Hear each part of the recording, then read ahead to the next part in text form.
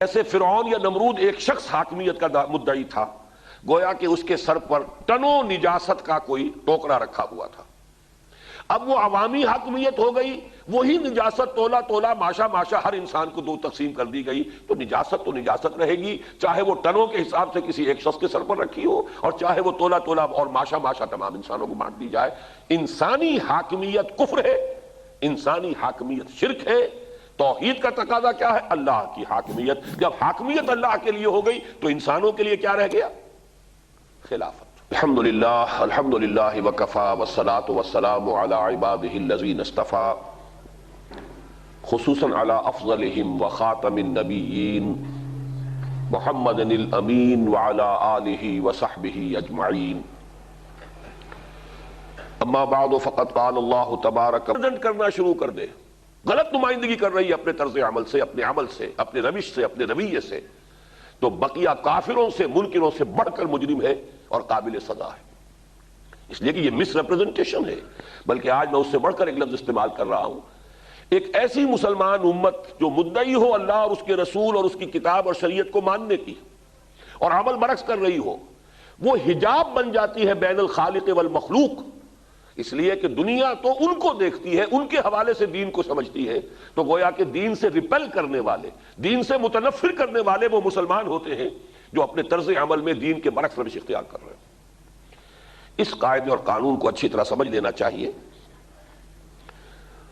بہرحال سابقہ امت پر جو عذاب کے دو دور حضور صلی اللہ علیہ وسلم کے زمانے تک آ چکے تھے، ان کا میں تذکرہ کر چکا ہوں۔ آج میں یہ چاہتا ہوں کہ یہ سمجھ لیں، سابقہ امت بنی اسرائیل نہ صرف بحیثیت امت مسلمہ عذاب کی مستحق ہو گئی، بلکہ وہ اس عذاب استیصال کی بھی مستحق ہو چکی تھی، جبکہ ان کی طرف رسول بھیجے گئے حضرت عیسیٰ علیہ السلام رسولاً الی بنی اسرائیل، اور ان کا انہوں نے انکار کیا، انہیں رد کیا، انہیں مرتد قرار دیا، واجب القتل قرار دیا۔ تو عذاب استیصال جو کسی قوم کی طرف رسول بھیجا جائے اور پھر وہ اس رسول کی دعوت کا انکار کر دے، وہ معجزے دیے گئے ہیں جو کسی رسول کو نہیں دیے گئے۔ میرے ان الفاظ سے غلط فہمی نہ ہو جائے، سب سے بڑا معجزہ قرآن حکیم ہے، لیکن قرآن حکیم مانوی معجزہ ہے، وہ ان آنکھوں سے دیکھا جانے والا معجزہ نہیں ہے۔ جو ان آنکھوں سے حسی معجزات جنہیں ہم کہتے ہیں، وہ سب سے اونچے وہ ہیں جو حضرت مسیح علیہ السلام کو دیے گئے۔ اللہ تعالیٰ کے خاص افعال ہیں، خلق الحیات، احیاء موتا، مردے کو کہہ رہے ہیں قم باذن اللہ، مردہ کھڑا ہو رہا، گارے کا پرندہ بنایا ہے، اس میں پھونک ماری ہے، فتکون طیرم باذن اللہ، وہ اڑتا ہوا پرندہ بن گیا ہے۔ اس سے آگے کون سا معجزہ ہوگا؟ مادر ذات جو ہے اندھے کو ہاتھ پھیرا ہے اور اس کی آنکھیں درست ہو گئی ہیں، کوڑھی آیا ہے اس پر ہاتھ پھیرا ہے، اس کا کوڑ ختم ہو گیا ہے۔ اس سے بڑے معجزات، حسی معجزات، آنکھوں سے دیکھے جانے والے معجزات ہو ہی نہیں سکتے۔ پھر بھی اس قوم نے رد کیا تو عذاب استیصال کے مستحق ہو چکی ہے۔ لیکن یہ کہ اللہ تعالیٰ نے اس قوم کو باقی رکھا ہے، یہ اس عام قانون کے خلاف ہے۔ عام قانون یہ ہے کہ اسی رسول کے سامنے اس کو ہلاک کر دیا گیا۔ حضرت نوح علیہ السلام کے سامنے ان کی قوم جو ہے غرق ہوئی، یہاں تک کہ اپنا بیٹا غرق ہوا ہے۔ حضرت ہود علیہ السلام، حضرت صالح علیہ السلام، اس کی کوئی نہ کوئی وجہ ہے۔ دوسری بات یہ نوٹ کیجئے، وجہ میں بعد میں بیان کروں گا، انہیں پھر ایک مزید رعایت ان کے ساتھ کی گئی حضور کی بعثت کے وقت، جب کہا گیا کہ اب بھی موقع ہے، عسیٰ ربکم ان یرحمکم وان عدتم عدنا وجعلنا جہنم للکافرین حصیرا ان ھذا القرآن یہدی للتی ہی اقوم۔ اب بھی چاہو تو دامن رحمت رب میں آ جاؤ، دامن محمدی میں آ جاؤ صلی اللہ علیہ وسلم، یہی دامان رحمت الہی ہے، اور قرآن کو مانو، یہی ہے سیدھی راہ کی طرف رہنمائی کرنے والا۔ تو ایک انہیں گویا کہ کل میں نے عرض کیا تھا کہ مرسی اپیل کا ایک موقع دیا گیا۔ باقی کیوں رکھا گیا، یہ ہے اصل میں بات سمجھنے کی۔ اصل میں دین کی یہ جو حکمتیں ہیں، اگر آپ ان کی گہرائی میں غور کریں تو پھر ایک بصیرت باطنی پیدا ہوتی ہے، اس سے یقین بڑھتا ہے، اعتماد بڑھتا ہے، کنوکشن کی شکل بنتی ہے۔ باقی کیوں رکھا گیا؟ اس لیے رکھا گیا کہ اس سے کہیں زیادہ افضل امت ہے یہ امت محمد صلی اللہ علیہ وسلم۔ جب یہی امت وہی جرم کرے گی تو اس کی سزا ایک ملعون اور مغضوب قوم کے ہاتھوں ہو۔ اسے انگریزی میں کہتے ہیں to add insult to injury, اور میں نے کئی مرتبہ اس کو بیان کیا ہے کہ یو پی کے مشرقی علاقے میں خاص ان کی روایت تھی یہ کہ کسی شخص کو اگر سزا دینی ہے جوتے لگانے ہیں اس کے، لیکن سزا کے ساتھ توہین بھی اس کی مقصود ہے، تو کسی چمار کے ہاتھوں جوتے لگواتے تھے تاکہ اسے راجپوت کے سر پر راجپوت کا جوتا پڑے تو بڑی توہین تو ہے، لیکن یہ کہ چمار کا جوتا پڑے تو مغضوب اور ملعون قوم کے ہاتھوں اس امت کے افضل حصے کی سزا وہ ہے در حقیقت کہ جس کا آغاز ہو چکا ہے۔ قیام اسرائیل سے اس کا آغاز ہوا، 48 میں پٹائی ہوئی، سن 67 میں پٹائی ہوئی، اور میں نے جیسا کہ کل آپ سے عرض کیا تھا کہ ایک یہودی ہی کی بات جو ہمارے ایک ساتھی ہیں کراچی کے، ان کے حوالے سے بتائی کہ اس یہودی نے یہ کہا کہ اب ہم 2-3 سال کے اندر اندر یہ مسجد اقصیٰ کو ختم کر کے اور اپنا ٹیمپل جو ہے تعمیر کریں گے۔ مجھے آج ہمارے ایک اور ساتھی ہیں جو پی آئی اے میں کام کرتے ہیں، انہوں نے بتایا کہ پچھلے دنوں اپنی فلائٹ پر وہ گئے ہوئے تھے بینکاک، وہاں ایک فلم دکھائی جا رہی تھی ٹیلی ویژن پر، stories of the Bible, authenticated, اس کے ساتھ دلائل، اس کے ساتھ شواہد، ہسٹوریکل فیکٹس اینڈ فگرز، ان کے ساتھ ایک بڑی ڈاکومنٹڈ قسم کی انہوں نے وہ تیار کی ہے فلم، اور اس میں وہ اس بات کا پرچار کر رہے ہیں کہ یہود کی جو سب سے مقدس شے تھی، قرآن مجید سے تھوڑی سی بھی مناسبت رکھنے والے لوگ جانتے ہیں، وہ تابوت سکینہ، ایک صندوق جس میں ایک تو وہ تختیاں موجود ہیں، پتھر کی سلیں جن پر تورات لکھ کر اللہ نے حضرت موسیٰ علیہ السلام کو عطا کی تھی، الواح فی نسختہا، جس کے اندر کہ وہ تورات لکھی ہوئی ہے، پھر اسی میں حضرت موسیٰ علیہ السلام کا عصا بھی ہے، کچھ اور تبرکات بھی ہیں، اس کا ذکر سورہ بقرہ میں موجود ہے، تابوت السکینہ، اور حضرت طالوت کو جو اللہ تعالیٰ نے منتخب کیا تھا، اللہ کے نبی نے منتخب کیا تھا اللہ کے زیر ہدایت، ان کے لیے ثبوت یہ دیا گیا تھا کہ ان کے دور حکومت میں وہ تابوت سکینہ جو تم سے چھن گیا ہے، گم گیا ہے، واپس مل جائے گا، واپس مل گیا۔ تحملہ الملائکہ، قرآن مجید کے الفاظ یہ ملائکہ کی تحویل میں تھا وہ تابوت سکینہ، اب وہ گم ہے۔ نبوکدنضر نے جب اس ٹیمپل آف سولومن کو منہدم کیا تھا اس وقت سے وہ گم ہے، اور یہ فلم کے اندر بتایا گیا ہے کہ مسجد اقصیٰ کے نیچے ایک سرنگ ہے، اس سرنگ کے اندر وہ تابوت سکینہ موجود ہے، اور یہودیوں نے 2 مرتبہ اٹیمپٹ کی ہے، سرنگیں کھود کھود کر مسجد اقصیٰ کے نیچے سے پہنچ کر، اور قریب پہنچنے والے تھے کہ مسلمانوں نے پھر کوئی آبسٹرکشن کھڑی کر دی ہے، دیوار ہائی کر دی ہے جس کی وجہ سے نہیں پہنچ رہے۔ یہ ساری تمہید ہو رہی ہے اس بات کی کہ ہمارا حق ہے۔ کل میں آپ کو بتا چکا ہوں، کل ہی خبر آئی تھی کہ سپریم کورٹ جو ہے اسرائیل کی، اس نے ورڈکٹ دے دیا ہے کہ یروشلم is an integral part of Israel, اس کے بارے میں کوئی گفتگو نہیں ہوگی۔ تو یہ حالات ہیں جو تیزی سے جا رہے ہیں۔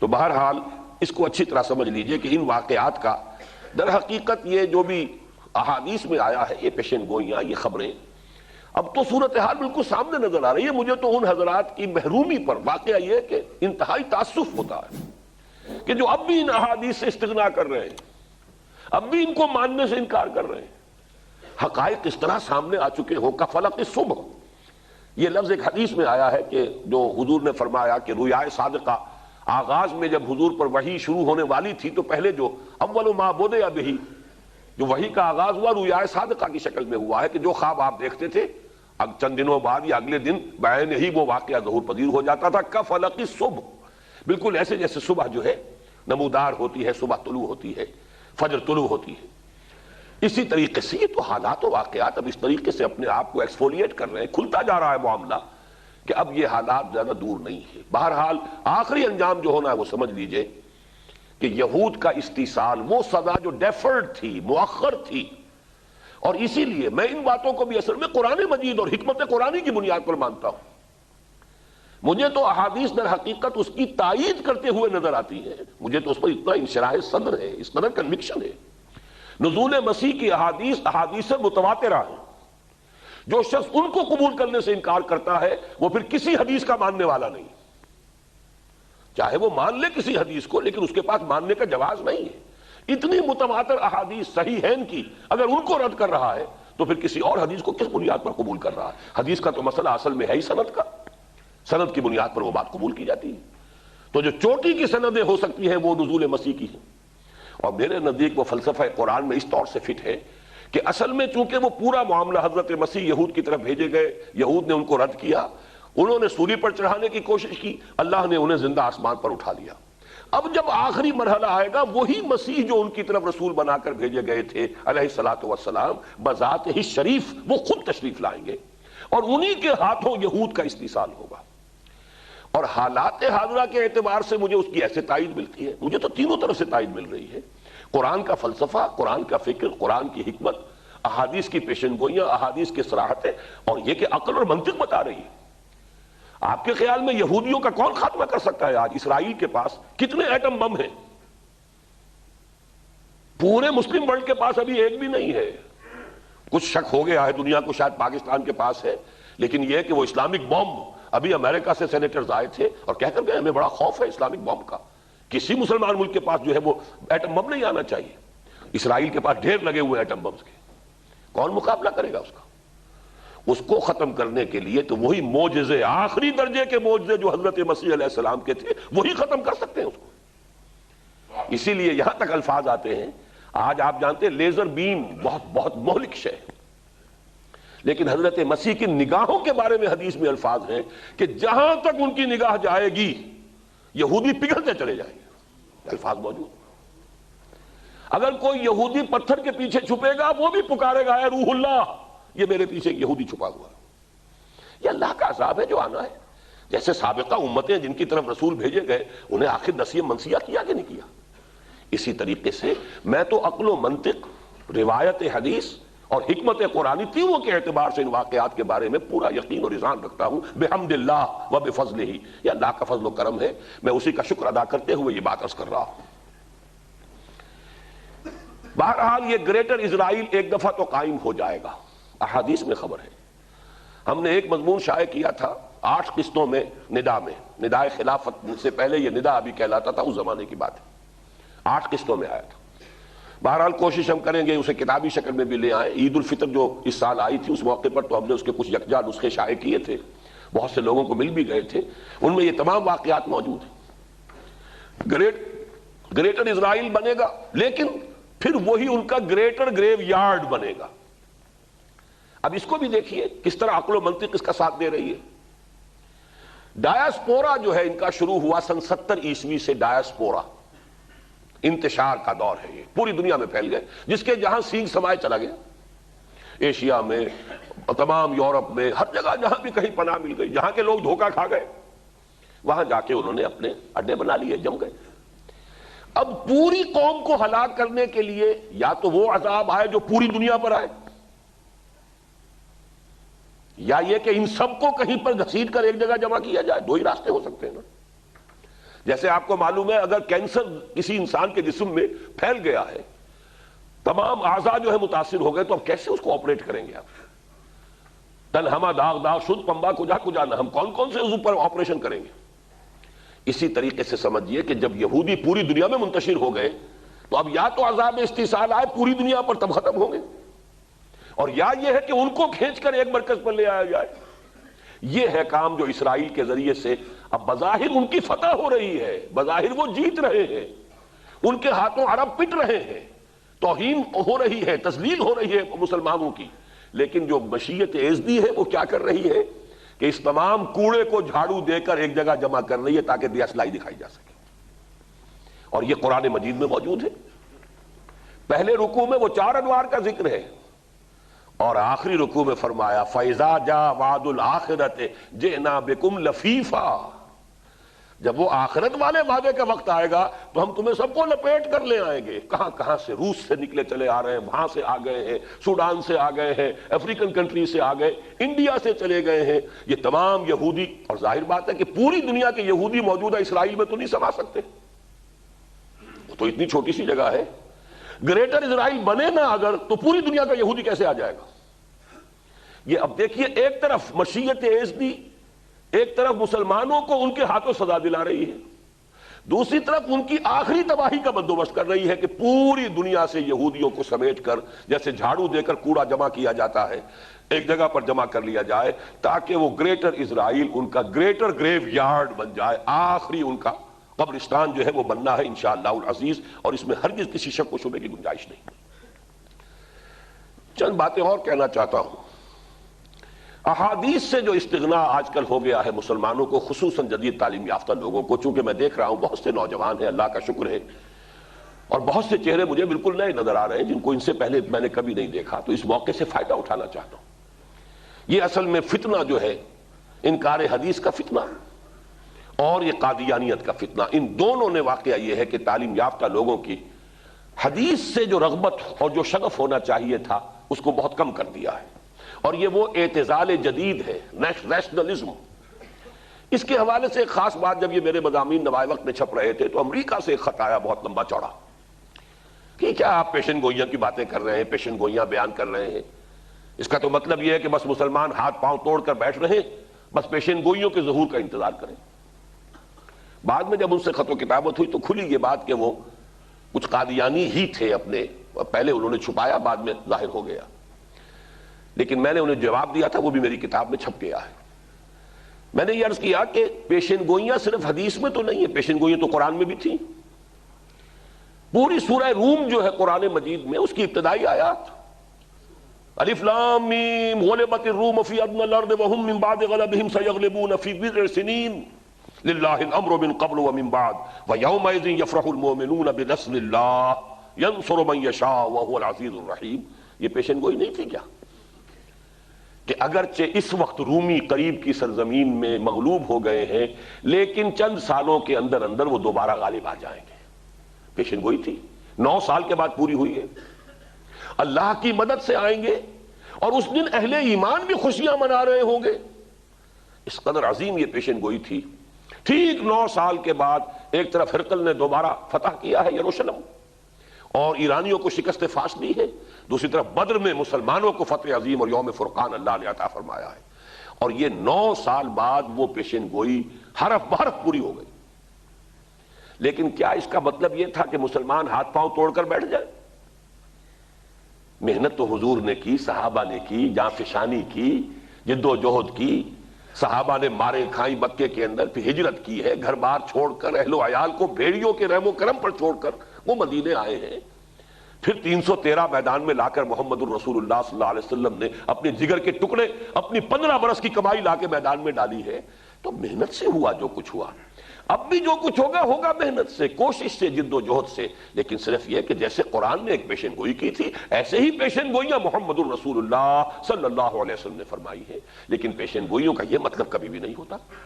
بہرحال اس سے زیادہ وقت میں اس میں نہیں لگانا چاہتا، تو میں یہ چاہتا ہوں کہ ان مضامین سے چونکہ کچھ آج کا نوجوان پڑھا لکھا جو ہے اسے کچھ بودھ ہے ذہناً، تو میری کتاب کا مطالعہ اس سلسلے میں مفید رہے گا، اسے عام کیجئے، ایسے نوجوانوں تک پہنچائیے۔ اس مسیح کا نام مسلم ہے، مسلم کے معنی کیا ہے؟ the one who surrenders، مسلم کے معنی یہی ہے، گردن نہادن، اسلام کے معنی، اسلام to surrender، to submit، جو اللہ کو حاکم مان کر اس کے سامنے سر تسلیم خرد کر دے وہ ہے مسلمان۔ لہذا خلافت اب حق صرف مسلمانوں کا ہے، اصولاً پوری نوع انسانی کو دی۔ یہ بہت اہم نکتہ ہے، اس کو اگر آپ ذہن نشین کر لیں گے تو آج کے دور کی خلافت کے ضمن میں جو سب سے زیادہ کڑوی گولی ہے وہ در حقیقت اس سے حل ہوگی، سب سے زیادہ عقدہ لا ینحل اس اصول سے حل ہوگا آگے چل کر، کہ خلافت اگرچہ اللہ نے دی تو پوری نوع انسانی کو تھی، لیکن جو انسان حاکمیت کے دعوے دار ہو گئے وہ خیر مستوجب سزا تو یہ ہے کہ ان کی گردنیں ماری جائیں۔ اسی لیے مسلمانوں کو حکم دیا گیا تھا قاتلوہم حتی لا تکون فتنۃ ویکون الدین کلہ للہ، یہ تو باغی ہیں، ان سے قتال کرو اور جنگ جاری رکھو یہاں تک کہ فساد اور بغاوت بالکل ختم ہو جائے، فتنہ بالکل فروغ ہو جائے اور دین کل کا کل اللہ کے لیے ہو جائے۔ لیکن یہ کہ جب تک مسلمان اس پوزیشن میں نہیں ہے تب بھی اصولی طور پر کم سے کم خلافت کا حق ان کا سلب ہو گیا، اور خلافت اب صرف مسلمانوں کا حق ہے۔ اب تیسری بات نوٹ کیجئے، جب تک نبوت کا سلسلہ جاری تھا خلافت شخصی تھی۔ کیوں؟ ہر انسان کے پاس تو اللہ کا حکم نہیں آ رہا، اصل حاکم آسمان پر ہے، یا بہرحال وہ ویسے تو ہر جگہ ہے، ہر آن ہے، ہمارے ساتھ ہے، ہوا معکم اینما کنتم، لیکن بہرحال یہ بھی کہتے استویٰ علی العرش، اس کا تخت حکومت جو ہے عرش وہ ہماری دسترس سے باہر ہے، ہر انسان کا اس سے رابطہ نہیں ہے، نبی کا راستہ ہوتا تھا، ایک وائرلیس کمیونیکیشن ہے جس کا نام وحی تھا کہہ رہا ہوں، اب نہیں ہے، حضور کے بعد صلی اللہ علیہ وسلم ختم ہو گیا، وہ کھڑکی بند ہو گئی ہمیشہ کے لیے۔ لیکن جب تک یہ سلسلہ جاری تھا، اصل وائسریگنٹ آن ارتھ نبی ہوتا تھا، اس لیے کہ اصل حاکم کے احکام اس کے پاس آ رہے ہیں، اس کا کام ہے تنفیذ کرے۔ یہ عوامی نہیں تھی خلافت، تعمیل کے اعتبار سے، امپلیمنٹیشن کے اعتبار سے یہ شخصی خلافت تھی۔ کیا وجہ ہے کہ حضرت داؤد سے خطاب کرتے ہوئے واحد کا صیغہ آیا؟ یہ نہیں کہا اے بنی اسرائیل ہم نے تمہیں خلافت دی ہے، یا داؤد انا جعلناک خلیفۃ فی الارض، خطاب ایک فرد معین سے، جعلناک کا ضمیر واحد ہے۔ قرآن مجید میں ایسی مثالیں ہیں کہ حضور سے خطاب کر کے بھی پھر ضمیر جمع کے لے آئے، یا ایھا النبی لما تحرم ما احل اللہ لک تبتغی، یا ایھا النبی اذا طلقتم النساء فطلقوہن بعدتہن، خطاب واحد نبی سے، لیکن اس کے بعد اذا طلقتم النساء جمع کا صیغہ آ گیا۔ لیکن یہاں آپ دیکھ رہے ہیں کہ خطاب بھی حضرت داؤد سے، ضمیر بھی واحد، اور خلیفتن ایک خلیفہ وہ بھی واحد۔ گویا کہ جب تک نبوت جاری تھی شخصی طور پر نبی ہی خلیفہ تھا، یا داؤد انا جعلناک خلیفۃ فی الارض۔ اور اسی لیے میں نے مزید حدیث ایک پڑھی تھی حضور کی، بڑی ہی یہ ہمارے لیے اس موضوع پر بہت ہی روشنی ڈالنے والی حدیث ہے۔ کانت بنو اسرائیل تسوسہم الانبیاء، بنی اسرائیل کی سیاست انبیاء کے ہاتھ میں تھی۔ کلما ہلک نبی خلفہ نبی، جیسے ہی کسی نبی کا انتقال ہوتا تھا ایک اور نبی ہی اس کا جانشین ہوتا تھا۔ حضرت داؤد کے انتقال کے بعد نبوت بھی سلیمان کو مل گئی، خلافت بھی سلیمان کو مل گئی، ان کے بیٹے ہیں۔ اور جیسا کہ میں کل عرض کر چکا ہوں 1400 برس تک تار ٹوٹا ہی نہیں۔ حضور کے الفاظ ہیں کلما، حسر کا انداز ہے، کلما ہلک نبی خلفہ نبی، جب بھی کسی نبی کا انتقال ہوتا تھا ایک نبی ہی اس کی جگہ لیتا تھا۔ تو گویا کہ جب تک کہ نبوت کا سلسلہ جاری تھا خلافت شخصی تھی نبی کی، نبی ذاتی حیثیت میں خلیفہ تھا۔ لیکن جب محمد الرسول اللہ صلی اللہ علیہ وسلم پر نبوت ختم ہو گئی، میں نے کل ایک بات عرض کی تھی کہ میں یہ بعد میں بیان کروں گا، وہ مجھے یاد آ گئی، اللہ کا شکر ہے۔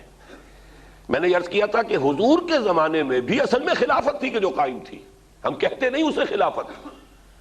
جیسے داؤد شخصاً خلیفہ تھے، جب تک محمد الرسول اللہ موجود تھے صلی اللہ علیہ وسلم آپ ہی خلیفہ تھے، حاکم آپ ہی تھے نا، سربراہ کون تھے اس ریاست کے؟ محمد الرسول اللہ صلی اللہ علیہ وسلم۔ جیسے داؤد خلیفہ تھے محمد خلیفہ ہیں صلی اللہ علیہ وسلم۔ لیکن جب آپ کا انتقال ہو گیا اور آپ کے ساتھ وحی نبوت کا سلسلہ ختم ہو گیا، اب ایک بڑا انقلاب آ گیا ہے خلافت کے نظام میں۔ اب خلافت شخصی نہیں رہی، اجتماعی ہو گئی ہے۔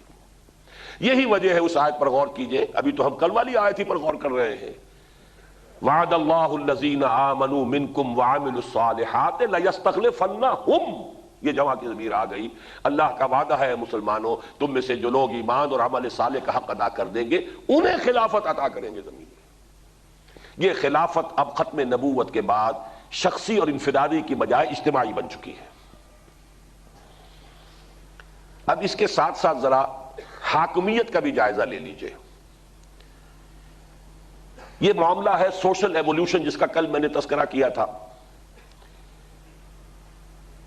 کہ جو ایوولوشن کی مختلف سٹیجز ہیں ان میں ایک سوشل ایوولوشن بھی ہے۔ اس کی 3 سٹیجز ذہن میں رکھیے تاکہ ہر بات کو اچھی طرح آپ سمجھ لیں۔ ایک زمانہ تھا کہ انسان صرف قبائلی اجتماعیت سے واقف تھا، قبیلہ ہے بس، ٹرائبل سسٹم ہے، قبیلے کا ایک سردار ہے۔ قبیلے کا سردار اگر اس کا مدعی ہو کہ میرے اختیارات مطلق ہیں، جو چاہوں حکم دوں، تو وہ حاکمیت کا دعوے دار ہوا، کافر ہوا، مشرک ہوا، خدائی کا دعوے دار ہوا۔ اور اگر قبیلے کا سردار یہ کہے میں خود اللہ کا بندہ ہوں، اللہ کا حکم نافذ کروں گا، وہی خلیفہ ہو گیا۔ Tribal chief according to the level of social evolution. عمرانی ارتقاء کے اعتبار سے اسے کہیں گے یہ سردار ہے قبیلے کا، حقیقت کے اعتبار سے وہ خلیفہ ہے. بعین ہی یہی پوزیشن تھی حضرت ابراہیم علیہ الصلوۃ والسلام کی. کوئی حکومت نہیں تھی، ابھی کوئی بادشاہت نہیں تھی حضرت ابراہیم کے پاس. ایک گھرانے کے سردار ہے، پیٹریارک ہے، لیکن آپ خود اللہ کے نبی، اللہ کے خلیفہ، اللہ کے حکم کو نافذ کرنے والے.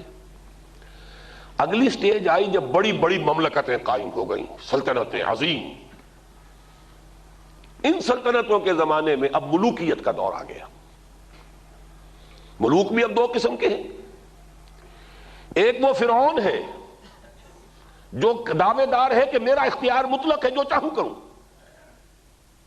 وہ خدائی کا دعوے دار ہے، وہ کافر ہے، وہ مشرک ہے. ایک داؤد ہے، وہ ملک وہ ہے بھی، وہ بھی بادشاہ. وَجَعَلْنَاكُمْ مُلُوكًا، قرآن مجید میں یہ لفظ آیا ہے. سوشل ایوولوشن کی جو سٹیج اس وقت تھی، اس وقت کے اعتبار سے وہ بادشاہ ہے، لیکن بادشاہ نہیں، مانن خلیفہ ہے کہ اللہ کا جو حکم آ رہا ہے اسی کو خود بھی مان رہے ہیں، اسی کی تنفیذ کر رہے ہیں.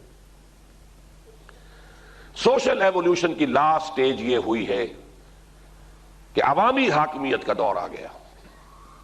انسانوں میں اپنے حقوق کا شعور پیدا ہوا. ایک انسان کیسے حکومت کر سکتا ہے؟ اس کے بھی دو ہاتھ دو پاؤں ہیں. پوری انسانیت کا ایک حق ہے، کیسے وہ حاکم بن گیا؟ یہ شعور جب انسان میں آ گیا، یہ سوشل ایوولوشن کی آخری منزل ہے. لیکن چونکہ حق اور باطل تو ساتھ ساتھ چل رہے ہیں نا. ستیزہ کار رہا ہے ازل سے تا امروز، چراغ مصطفی سے شرار گلابی. آپ کہہ سکتے ہیں دو ہی چیزوں کا تو مقابلہ ہو رہا ہے، ایک طرف حاکمیت، ایک طرف خلافت. چاہے وہ قبیلے کا شیخ تھا، یا وہ حاکمیت کا دعوے دار ہے، یا خلافت کا وہ قائل ہے، خلافت پر عامل ہے. یا کوئی بادشاہ ہے، وہ بادشاہ بھی اگر داؤد اور سلیمان ہے تو وہ خلیفہ ہے حقیقت میں، ظاہری اعتبار سے بادشاہ، حقیقت میں خلیفہ. اور نمرود اور فرعون وہ در حقیقت خدائی کے دعوے دار ہے، وہ مشرک ہے، کافر ہے. بعین ہی یہ پوزیشن آج کے دور میں ہے. ابلیس جو کام کرتا رہا اس نے کیا کیا ہے؟ خوبصورت اس کی بات جو ہے علامہ اقبال نے اپنی زندگی کی آخری نظم میں بیان کر دی. ابلیس کی مجلس شورا جو ارمغان حجاز کی اہم ترین نظم ہے، علامہ کی زندگی کی آخری نظموں میں سے. اور علامہ کا فکر جو ہے عمرانی سوشل تھاٹ، اس کا آپ سمجھئے کہ خلاصہ اس نظم میں. اور علامہ نے جو مسلمانوں کو پیغام دیا ہے اس کا فائنل ورشن اگر کہیں گے تو وہی ہے. اس لیے کہ بہرحال وہ نبی تو نہیں تھے نا، عام انسان تھے. عام انسان کا ذہنی ارتقاء ہوتا ہے. ایک زمانے میں وہ وطن کے راگ الاپ رہے تھے، سارے جہاں سے اچھا ہندوستاں ہمارا اور ہم بلبلیں ہیں اس کی، وہ گلستاں ہمارا. ایک یہ بھی دور تھا. پھر ایک دور آیا چین و عرب ہمارا، ہندوستاں ہمارا، مسلم ہے ہم وطن ہے، سارا جہاں ہمارا. شخص وہی ہے، ارتقاء ہو رہا ہے ذہنی. تو ظاہر بات ہے کہ ایک عام انسان کے لیے اس کے فکر کی آخری منزل کون سی ہوگی؟ جو اپنی زندگی کے آخری دور میں انہوں نے بات پیش کی ہو. وہ ہے در حقیقت ابلیس کی مجلس شورا. کس خوبصورتی سے اس کی انہوں نے نقشہ کشی کی ہے.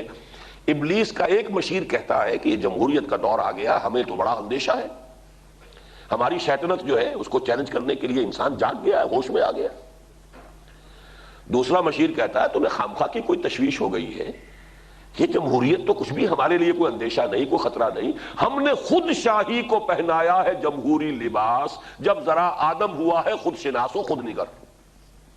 تو نے کیا دیکھا؟ نہیں مغرب کا جمہوری نظام، چہرہ روشن اندروں چنگیز سے تاریک تر.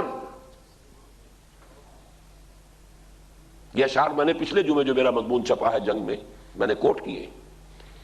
موجودہ دنیا کی جمہوریت اس دی ڈکٹیٹرشپ آف دی کیپٹلسٹ. امریکہ کا نظام اگر اسے جمہوریت کوئی کہتا ہے اس سے بڑا پاگل کوئی نہیں. دیو استبداد جمہوری قبا میں پائے کوب. ملینئرز ہی نہیں بلینئرز ہوں گے تو الیکشن لڑ سکتے ہیں. عام آدمی کی کہاں؟ وہ تو پرچی جیسے ہمارے عام آدمی کے ہاتھ میں ہے ویسے ہی پرچی عام آدمی کو پاگل بنایا ہے، بے وقوف بنایا ہے. حقیقت میں تو کھیل سرمایہ داروں کا ہے، جیسے ہمارے ہاں حقیقت میں کھیل جاگیرداروں کا ہے. ان کی میوزیکل چیئرز کا کھیل ہے یہ جو کچھ ہو رہا ہے. کہاں کی جمہوریت؟ جمہوریت تو تب ہوگی جب عوام کے اندر معاشی انصاف قائم ہو جائے، پھر ان کے ہاتھ میں پرچی دیجئے، پھر وہ فیصلہ کریں گے کہ اس پرچی کو وہ کس کے لیے استعمال کریں گے. وہ سرمایہ داروں کی آمریت ہے، ہمارے ہاں یہ جاگیرداروں کی آمریت ہے. بہرحال اس اصولی اعتبار سے وہی حاکمیت پہلے تھی، وہی حاکمیت آج ہے، وہی شیطنت پہلے تھی، وہی شیطنت آج ہے، وہی کفر پہلے تھا، وہی کفر آج ہے۔ اس اعتبار سے وہ اطمینان دلا رہا ہے کہ گھبراؤ نہیں۔ جو ملوکیت کا ایک پردہ ہو، کیا اس سے، کیا لفظ ہے، اس سے ڈرنے کی کیا ضرورت ہے، کیا اس سے خطر، یہ بھی الفاظ اسی نظم میں۔ جو ملوکیت کا ایک پردہ ہے، یہ جمہوریت جو ہے ملوکیت کا ایک پردہ ہے۔ وہ ملوکیت پہلے ایک شخص کی ہوتی تھی، آج ہم نے عوام میں وہ گندگی تولا تولا ماشا ماشا بانٹ دی ہے تو وہی کفر وہی شرک۔ اس اعتبار سے نتیجہ ایک نکال رہا ہوں ایک پہلو سے، یہ جو سوشل ایوولوشن کا پروسیس ہوا ہے، اس میں اگر شیطان نے انسانی حاکمیت کے تصور کو اجتماعی حاکمیت، پاپولر ساورنٹی کی شکل دے دی ہے اپنی شیطنت کو برقرار رکھنے کے لیے، تو اللہ تعالیٰ نے بھی انسانی خلافت کو شخصی خلافت سے بدل کر اجتماعی خلافت میں تبدیل کر دیا ہے۔ یہ ساتھ ساتھ چل رہا ہے معاملہ۔ اب حاکمیت اور خلافت کی جنگ مسلسل جاری ہے۔ آج خلافت عوامی ہے، اسی لیے لَيَسْتَخْلِفَنَّهُمْ قرآن میں فرمایا، اور حضرت عمر رضی اللہ تعالیٰ عنہ کا قول میں بعد میں آپ کو تفصیل سے سناؤں گا، جس میں انہوں نے اس کو خلافت کو امر المسلمین قرار دیا ہے۔ یہ مسلمانوں کا معاملہ ہے، اور یہ میں پہلے کہہ چکا ہوں خلافت صرف مسلمانوں کی ہے۔ یہ امر المسلمین ہے، یہ ان کا ایک اجتماعی ادارہ ہے، اور امر المسلمین کے لیے قرآن کہتا ہے، جو میں نے آیت آپ کو سنائی سورہ شورا کی، امرہم شورا بینہم، جو ان کا امر ہوگا وہ ان کے باہمی مشاورت سے طے ہوگا۔ گویا کہ جو سوشل ایوولوشن کا تقاضا تھا، شیطان نے اسے پورا کیا شخصی حاکمیت کو عوامی حاکمیت کے اندر تبدیل کر کے، تاکہ شیطنت، کفر اور شرک جو کا تو برقرار رہے۔ اللہ تعالیٰ نے اسی کو شکل دے دی ہے نبوت کا سلسلہ بند کرنے کے بعد۔ وہ خلافت جو شخصاً ہوتی تھی نبی کی، اب اسے امت مسلمہ کی اجتماعی خلافت کی شکل دے کر، یہ ہے در حقیقت ہماری اس وقت کی پوری بحث کا خلاصہ۔ اب آگے آئیے، اس وقت بھی اب میں ذرا بات برعکس کر رہا ہوں اور چونکانے کے لیے کہہ رہا ہوں کہ ذرا اس پر بھی غور کیجیے۔ اس وقت بھی ہر انسان اپنی جگہ پر خلیفہ ہے، لیکن کس معنی میں؟ میرا یہ جسم میرے پاس اللہ کی امانت ہے، میں اس میں اللہ کا خلیفہ ہوں، اس پر اللہ کا حکم نافذ کروں، اس میں جو اس نے صلاحیتیں ودیت کی ہیں وہ اس کی مرضی کے مطابق صرف کروں، اس جسم کو وہی کچھ دوں جو اللہ نے اس کے لیے حلال ٹھہرایا ہے، اس کے اندر جو کچھ ہے اسے صرف کروں انہی کاموں میں جن میں اللہ چاہتا ہے، تو میں خلیفہ ہوں۔ اور اگر میں کہوں میں اپنے جسم سے اپنی مرضی کے مطابق کام لوں گا تو میں خدائی کا دعوے دار ہوں، حاکمیت کا دعوے دار ہوں۔ اب میں اس کے حوالے سے آپ کو سورہ حدید کی آیت سنا رہا ہوں، آمنوا باللہ ورسولہ وانفقوا مما جعلکم مستخلفین فیہ، ایمان لاؤ اللہ پر، اس کے رسول پر، اور خرچ کر دو، کھپا دو ان تمام چیزوں کو اللہ کے راستے میں جن میں اس نے تمہیں خلافت عطا کی۔ یہ ذہن اللہ کا عطا کردہ ہے، این امانت چند روزہ نزد باست، در حقیقت مالک ہر شے خداست۔ یہ ہاتھ میری ملکیت نہیں ہے، اللہ کی عطا کردہ امانت ہے۔ یہ پاؤں میری ملکیت نہیں ہے، اللہ کی عطا کردہ امانت ہے۔ پورا وجود، پھر مجھے جو کچھ مزید دے دیا ہے اس وجود کے علاوہ، کوئی گھر دے دیا ہے، کوئی پیسہ دے دیا ہے، اولاد دے دی ہے، سب سے بڑی دولت ہے۔ اسی لیے پہلی خلافت اپنے وجود پر، دوسری خلافت اپنے گھر میں، جس کے آپ سربراہ ہیں، اس میں اگر اللہ کا حکم نافذ کر رہے ہیں تو آپ خلافت کا حق ادا کر رہے ہیں، اور اگر آپ نے اللہ کے حکم کی بجائے کسی اور کا حکم چلانا شروع کر دیا، اللہ کے حکم کے بجائے اپنا حکم چلانا شروع کر دیا، آپ باغی ہیں، آپ در حقیقت حاکمیت کے اور مالکیت کے مدعی ہو گئے۔ اس اعتبار سے وہی در حقیقت کفر اور شرک ہو جائے گا۔ البتہ اجتماعی طور پر کیا شکل بنے، اجتماعی نظام جب بنانا ہوگا وہ کیسے بنے گا؟ میں اس کو اس طریقے سے باتیں آپ کے سامنے رکھ رہا ہوں کہ 2 اور 2 4 کی طریقے سے واضح ہو جائیں۔ اب آپ اس کو قیاس کیجئے کہ اجتماعی جو ساورنٹی ہے اس کو کیسے، کیا نظام بنایا گیا۔ عوامی جو حاکمیت ہے، تو پاکستان میں اگر 11 کروڑ آدمی بستے ہیں تو 11 کروڑ حاکم ہو گئے، تو گاڑی کیسے چلے گی؟ تو بھی رانی، میں بھی رانی، کون بھرے گا پانی؟ سب کے سبھی حاکم ہیں۔ عوامی حاکمیت کو تو مطلب یہی ہوا نا. لہذا نظام کیسے بنایا گیا؟ ووٹ کی ایک پرچی دے کر آپ اپنی حاکمیت کسی کو منتقل کرتے ہیں. میں اس کو رائے دے رہا ہوں، اس نے اس کو رائے دی، اس نے اس کو رائے دی. یہ شخصی حاکمیت کا جو حق ہے یہ ووٹ کے ذریعے سے ٹرانسفر ہو رہا ہے، ڈیلیگیٹ ہو رہا ہے. جو لوگ منتخب ہو کر آ گئے، صدارتی انتخاب ہے تو صدر منتخب ہو کر آ گیا، گویا کہ اس ملک کے عوام کی اکثریت نے اپنی حاکمیت اسے منتقل کر دی، اس لیے وہ اب وہاں پر حاکم ہے، اسے اختیار ہے. بعین یہی معاملہ ہوگا. امرہم شورا بینہم، میں بھی خلیفہ ہوں اللہ کا، آپ بھی خلیفہ ہیں اللہ کے، کیونکہ خلافت اجتماعی ہے. جو مسلم ہے اللہ کا خلیفہ ہے. اجتماعی نظام بنانے کے لیے ظاہر بات ہے کہ کوئی نہ کوئی اصول اختیار کرنا پڑے گا. لوگ اپنی خلافت منتقل کریں گے کسی ایک شخص میں تو وہ خلیفۃ المسلمین کہلائے گا. ایک معنی میں خلیفۃ اللہ ہے، جب وہ اپنی حاکمیت سے دستبردار ہو گیا اللہ کے سامنے تو خلیفۃ اللہ ہے. ایک معنی میں وہی خلیفۃ المسلمین ہے کہ تمام مسلمانوں کے پاس جو حق خلافت تھا ان کی عظیم اکثریت نے وہ حق خلافت منتقل کر دیا ہے اس شخص کو، گویا کہ وہ اس معنی میں خلیفۃ المسلمین ہے. یہ لفظ اسی لیے ہمارے ہاں آتا تھا امیر المومنین. خلفائے راشدین کے لیے لفظ آتا تھا امیر المومنین. رفتہ رفتہ خلافت عثمانیہ تک پہنچتے پہنچتے اصطلاح بدل گئی. اب امیر المومنین انہیں کوئی نہیں کہتا تھا، خلیفۃ المسلمین. اس لفظ کو سمجھ نہیں کہہ رہا ہے کہ مثالیں اگر تمہارے سامنے ہے تو ابو بکر اور عمر کی ہیں صرف. جادو وہ جو سر چڑھ کر بولے. لیکن اس کے بعد ہم نے تو محل سجائے، عیش کیے، جاگیرداریاں شروع کر لیں، بادشاہتیں ہو گئیں. اسی ابلیس کی مجلس شورا میں اقبال نے ابلیس سے کہلوایا ہے، جانتا ہوں میں یہ امت حامل قرآن نہیں. ابلیس کہہ رہا ہے جانتا ہوں میں یہ امت حامل قرآن نہیں، ہے وہی سرمایہ داری بندہ مومن کا دین. جانتا ہوں میں کہ مشرق کی اندھیری رات میں بے ید بیضا ہے پیران حرم کی آستین. ہم تو سو گئے. یورپ نے پھر خون دیا ہے، فرانسیسیوں نے خون دیا ہے تو ملوکیت کا دور ختم کر کے جمہوریت لائے. انسانی حقوق کا تصور انہوں نے پھر دیا ہے ہماری شے، ہم نے دی تھی، ہم محروم ہو گئے. اقبال کے وہ دو اشعار کل سنا چکا ہوں.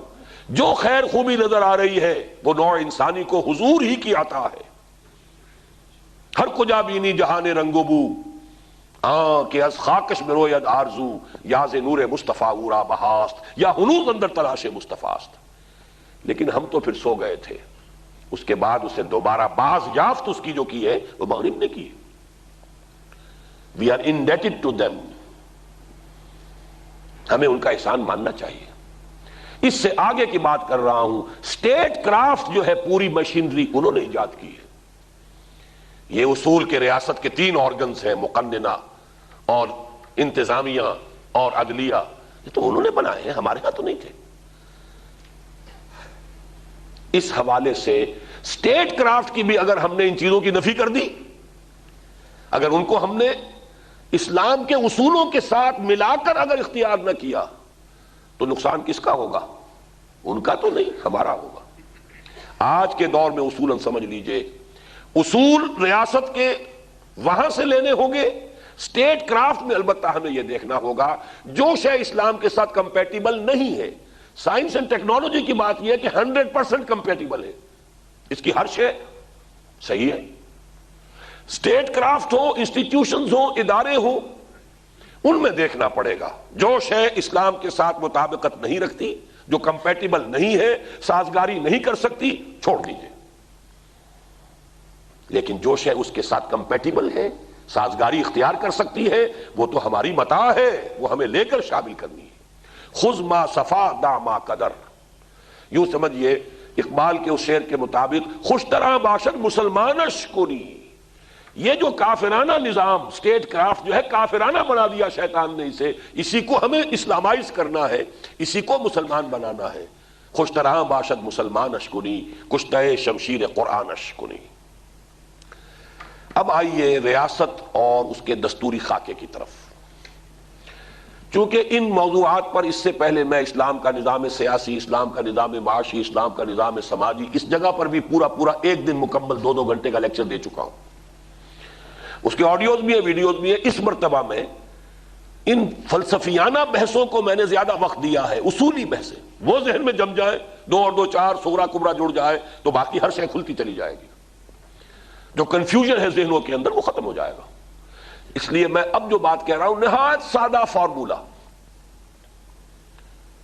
دنیا کے کسی بھی جمہوری نظام میں 3 چیزیں شامل کر دیجئے وہ خلافت بن جائے گی. جمہوری نظام کون کون سے ہیں؟ پارلیمانی جمہوریت، صدارتی جمہوریت، پھر unitary system of government, federal, confederal بہت شاذ ہے، فیڈرل، یونٹری. تو 4 تو ہو گئے موٹے موٹے. Presidential unitary, presidential federal, parliamentary unitary, parliamentary federal. اصولی اعتبار سے ان چاروں کے ساتھ جس کو بھی آپ پسند کریں 3 چیزیں شامل کر دیں گے وہ خلافت ہو جائے گی. وہ 3 چیزیں ذرا میں بعد میں بیان کروں گا. پہلے ایک مسئلہ مزید حل کر دوں کہ واقعہ یہ ہے کہ خلافت کا جو ہمارا آئیڈیل ہے، اسوہ ہے، خلافت راشدہ، اس سے قریب تر اور عقل کے نزدیک زیادہ معقول اور مسلم نظام صدارتی نظام ہے، پارلیمانی نہیں ہے. خلافت راشدہ میں ارتکاز تھا اختیار کا خلیفہ کے پاس، اس کے بہت قریب پہنچ گیا ہے امریکہ کا پریزیڈنشل سسٹم. فرق صرف یہ ہے کہ وہاں تا حیات تھا معاملہ، یہاں 5 سال 4 سال کا ہے. باقی صدر جو ہے ایک مرتبہ منتخب ہونے کے بعد اسے کانگریس کی اکثریت کی ضرورت نہیں ہے. اور جب ہم یہ جانتے ہیں کہ ہر اعتبار سے دنیا میں ترقی یافتہ ترین ملک تو وہی ہے، اس حوالے سے بھی اس کو دلیل کے طور پر سمجھیے کہ در حقیقت صدارتی نظام it is at a higher level of evolution, higher level of social evolution. عمرانی ارتقاء کی بلند تر سطح پر ہے بنسبت پارلیمانی نظام کے. لیکن میں اس کو دلائل سے بھی واضح کر دینا چاہتا ہوں 2 اور 2 4 کی طرح. دیکھیے پارلیمانی نظام کے اندر پہلی بات تو تاریخی واقعہ اور حقیقت سمجھ لیجئے، یہ یا تو صرف ان ملکوں میں ہے جو برطانیہ کے محکوم رہے. انگریز انہیں اسی کی تربیت دے کر گئے جو ان کا اپنا نظام تھا. انگریزوں کی مجبوری کیا ہے؟ وہ اپنے بادشاہت کے نظام کو بھی اپنی روایت پرستی کی وجہ سے لے کے چلنا چاہتے ہیں. ملکہ بھی رہے، تاج بھی رہے، بادشاہ بھی رہے، ہاتھ میں ان کے کچھ نہ ہو، کوئی اختیار نہیں، کوئی اتھارٹی نہیں. لہذا انہیں سنویت اختیار کرنی پڑی کہ ہیڈ آف دی اسٹیٹ جو ہے وہ کنگ ہے یا کوئن ہے، head of the government prime minister ہے، اختیار سارا پرائم منسٹر کے پاس ہے. چنانچہ یہ نظام یا تو برطانیہ میں ہے، یا برطانیہ کے زیر نگین جو ملک رہے ان میں ہے، یا دوسرے ایسے ملک جو اسی بیماری میں مبتلا ہے کہ کسی بادشاہت کا جو ہے یادگار کے طور پر جو ہے وہ ایک زو، میں تو کہا کرتا ہوں کہ ہیومن زو ہے، یہ عجائب گھر ہے، چڑیا گھر ہے جو انہوں نے بکنگم پیلس کا بنا رکھا ہے. اس کے سوا تو کوئی حقیقت نہیں ہے. یہ ان کی روایت پرستی ہے، ٹریڈیشنلزم ہے ان کا، یا ان ملکوں کے اندر یہ نظام ہے. باقی جہاں ایسی کوئی بیماری یا لعنت نہیں ہے وہاں یہ پارلیمانی نظام موجود نہیں ہے. ہمارے ہاں بھی اس لیے کہ انگریز کے ہم محکوم تھے، بھارت میں بھی اس لیے کہ بھارت انگریز کا محکوم تھا، ورنہ در حقیقت انتہائی نامعقول نظام ہے. کس لیے؟ ایک کو آپ نے بنا کر بٹھا دیا ہیڈ آف دی اسٹیٹ، ایک کو بنا دیا ہیڈ آف دی گورنمنٹ، توازن کیا ہوگا؟ کوئی توازن ہو ہی نہیں سکتا. وہ بادشاہ ملکہ تو اپنی جگہ بیٹھے رہتے ہیں آرام سے، یہ ہیڈ آف دی اسٹیٹ کیسے بیٹھا رہا ہے؟ میں ہیڈ آف دی اسٹیٹ بھی ہوں اور میں کچھ کروں بھی نہ. اس سے بڑی زیادہ نامعقول بات کوئی ہے؟ اور ہیڈ آف دی اسٹیٹ کو اختیار دے دیجئے تو پرائم منسٹر صاحب جو ہے وہ جو کہتے تھے کہ وہ دیو کی جو جان ہے وہ طوطے کی گردن میں ہے، وہ جب چاہے صدر صاحب اس کی گردن مروڑ دے اور دیو صاحب چت پڑے ہوئے. اس سے زیادہ احمقانہ نظام کوئی نہیں، کوئی توازن ممکن نہیں ہے. 8ویں تنظیم اٹکی ہوئی ہے. یا تو یہ کہ صدر وہ ہوگا چودھری فضل الہی جس کو رہا کرانے کے لیے پھر وہ سلوگنز لکھے جائیں گے، چودھری فضل الہی کو رہا کرو، یا وہ ہوگا ضیاء الحق جو نجے صاحب کو 1 منٹ میں رخصت کیا، یا پھر ہوگا اسحاق خان جس نے 2 وزیروں کو اس نے 1 سکور کیا تھا، اس نے 2 کیے. سوال تو یہ ہے کہ اس میں ہے کیا؟ یا پھر یہ ہے کہ وزیر اعظم کے ہاتھ میں سب کچھ ہے تو وہ تو صرف ایک دکھاوے کی گڑیا ہے، گڈا ہے، بیٹھا ہوا ہے، کوئی سفارت کے اسناد پیش کر دے، کوئی باہر سے آنے والا مہمان مل لے، اللہ اللہ خیر صلی اللہ، بیٹھا بیٹھا بھی اکتا جائے گا، کچھ نہیں کرے گا تو سازش کرے گا، کم وقت کچھ تو کرے گا نا، بیکار مباش کچھ کیا کر۔ وہ پرانی ہمارے علاقے کی کولوکیل لینگویج کی بات ہے کہ خالی بنیا کیا کرے، ایک کوٹری کا سامان دوسری کوٹری میں کرے، کچھ تو کرے نا۔ تو یہ جان لیجئے اس سے زیادہ نامعقول نظام کوئی نہیں، اور ہمارا تو یہ ہے کہ اصولی طور پر بھی جان لیجئے، تین جو اس ماڈرن سٹیٹ کرافٹ نے سٹیٹ کے جو تین آرگنز معین کیے ہیں پریزیڈنشل نظام میں، وہ تینوں علیحدہ علیحدہ ہیں، ڈسکریٹ۔ صدر کو ایک دفعہ منتخب کر دیا گیا ہے، اب صدر جو ہے اس کے پاس اختیارات ہیں، وہ ڈیپینڈنٹ نہیں ہے کہ کانگریس میں بھی اس کی اکثریت ہو۔ کتنے عرصے تک امریکہ میں کانگریس میں ڈیموکریٹس کی اکثریت رہی، صدر ریپبلکن رہا، وہ اپنا کام کر رہا۔ مقننہ کانگریس کا کام ہے قانون بنانا، وہ اپنا کام کرے گی، کہیں گڑبڑ نہیں ہے، عدلیہ اپنا کام کرے گی۔ اور پارلیمانی نظام میں مقننہ اور انتظامیہ گڑبڑ ہو گئے، اور سب سے بڑی مصیبت یہ ہے کہ چند مینڈک پھدک گئے یا چند ہارسز اگر بک گئے، ٹریڈنگ ہو گئی تو حکومت ختم۔ لہذا وزیر اعظم صاحب کا تو وقت اسی میں صرف ہوتا، مینڈکوں کی پسیری کو سنبھال کر رکھے، بلیک میل ہوگا، چند آدمی ہیں جتھا بنا کر آ گئے۔ آج کیا ہو رہا ہے؟ آزاد جو امیدوار آئے ہیں حکومتیں ان کی بنی ہوئی ہیں، جتنے آزاد تھے سرحد میں سب وزیر بن گئے، پارٹی والے بیٹھے ہوئے ٹک ٹک دیدم دم نہ کشیدم، وہ پارٹی والے تھے، جرم ان کا یہی ہے، جتنے آزاد ہیں سب وزیر۔ یہ تماشے اصل میں ہے در حقیقت، اور صدارتی نظام اتنا کلین ہے۔ میں یہ پھر عرض کر رہا ہوں، میں امریکہ کی تعریف نہیں کر رہا، یہ تو سوشل ایوولوشن ہے۔ سائنس کی اگر ترقی ہو رہی ہے وہاں ہم اس کو مانتے ہیں، عمرانی اگر ارتقا ہوا ہے تو اس کو بھی ماننا ہوگا۔ اتنا کلین ہے۔ دیکھیے آپ نے صدر کو منتخب کر لیا، اب اپنا وزیر وہ جو چاہے جس کو چاہے بنائے۔ وزیر کا کانگریس مین ہونا ضروری نہیں، سینیٹر ہونا ضروری نہیں، آپ کو وزیر چاہیے مالیات کا، جو مالیات کا سب سے زیادہ ایکسپرٹ ہے اسے چن لیجئے۔ آپ کو چاہیے فورن پالیسی کا، جو سب سے زیادہ ایکسپرٹ ہے اس کو لے آئیے۔ ضروری نہیں کہ جو ایکسپرٹ ہے وہ بلینئر بھی ہو اور وہ الیکشن بھی لڑ سکے۔ پارلیمانی نظام میں الیکشن جب تک نہیں لڑتا وہ ظاہر بات ہے آپ اسے وزیر نہیں لے سکتے، یا پھر دھکے سے اسے کہیں کامیاب کروائیں، وہ تو دوسری بات ہے جو ہمارے ہاں ہوتا ہے۔ اصولی بات تو جو اصل اصول ہے اس کو سامنے رکھیے نا۔ اس قدر کلین نظام ہے، اس لیے میں پھر اپنا سٹیٹمنٹ دہرا رہا ہوں، اصولی اعتبار سے، جائز اور ناجائز ہونے کے اعتبار سے، کوئی سا بھی جمہوری نظام ہو اس میں تین چیزیں شامل کر دیں گے تو وہ خلافت بن جائے گی۔ لیکن میری ذاتی رائے میں صدارتی نظام میں اگر تین چیزیں شامل کر دی جائیں تو وہ بہترین اس دور کا خلافت کا نظام ہوگا۔ اب وہ تین چیزیں کیا ہیں اس کو سمجھ لیں۔ نمبر ایک، یہ تسلیم کر لیا جائے کہ حاکمیت اللہ کی، یہ تو شرط اول ہے نا، خلافت کہتے ہی اسے ہے جس میں کہ حاکمیت سے دستبردار اللہ کے حق میں ہو جائے اور اپنے لیے خلافت مانگے۔ اور اللہ کا شکر ادا کیجئے، آپ ایک ایسی سرزمین میں رہ رہے ہیں جو دنیا میں صرف ایک ملک ہے جس نے کلیئرلی یہ کہا ہے کہ حاکمیت صرف اللہ کی ہے۔ دعائیں دیجئے جن لوگوں کی کوششوں سے قرارداد مقاصد پاس ہوئی، اس میں بہت بڑا حصہ جماعت اسلامی کا ہے۔ جماعت اسلامی کا وہ اولین دور، جبکہ ابھی اس نے کوئی الیکشن نہیں لڑا تھا، وہ پولیٹیکل پارٹی نہیں بنی تھی، وہ خالص دینی جماعت تھی۔ لہذا جب وہ مطالبہ لے کر آئی ہے تو اس کا ساتھ مسلم لیگیوں نے دیا۔ اسمبلی میں اس وقت دستور اسمبلی میں جماعت اسلامی کا تو کوئی نمائندہ نہیں تھا، جماعت کے نمائندے پر یہ مطالبے پر یہ کیسے منظور ہو جاتی؟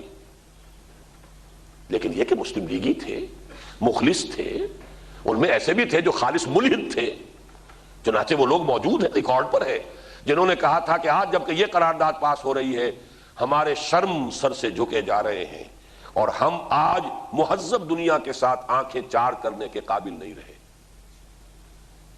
رقیبوں نے رپٹ لکھوائی ہے جا جا کے تھانے میں کہ اکبر نام لیتا ہے خدا کا اس زمانے، 20ویں صدی عیسوی کا وسط، اللہ کی حاکمیت، اٹس ایبسرڈ، بے تکی بات ہے۔ اب کیسے جائیں گے امریکہ، کیسے لوگوں کے ساتھ آنکھیں چار کریں گے؟ وہ لوگ تھے، اور واقعہ یہ ہے اکثریت ان کی تھی۔ اگر مولانا شبیر احمد عثمانی رحمۃ اللہ علیہ نے آخری الٹیمیٹم نہ دیا ہوتا کہ اگر آپ لوگوں نے یہ قرارداد پاس نہ کی تو میں باہر جاؤں گا اور قوم کو بتاؤں گا کہ مسلم لیگ نے تمام مسلمان قوم کو دھوکہ دیا اسلام کے نام پر، تب وہ پھر اس دباؤ میں آ کر قرارداد مقاصد پاس ہوئی، لیکن بہرحال ہو گئی ہے، اب قوم کی طرف سے ہے۔ قرارداد مقاصد میں صراحت کے ساتھ ہے حاکمیت اللہ کی۔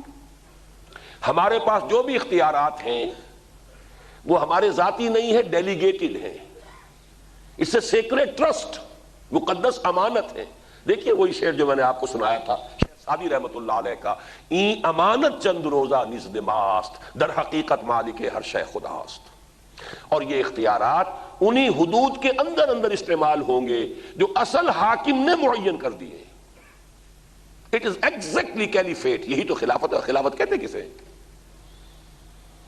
تو پہلی شرط تو یہ ہے، نوٹ کر لیجئے، دنیا میں کوئی اور مسلمان ملک نہیں ہے، صرف یہ لکھنے کا رواج ہے جس طرح کہ جو عیسائی ملک ہے وہ لکھتے ہیں کہ official religion of the state is Christianity, اسی طرح یہ کہ باقی تمام مسلمان ممالک جو ہیں صرف یہ لکھا ہوتا ہے official religion of this country is اسلام۔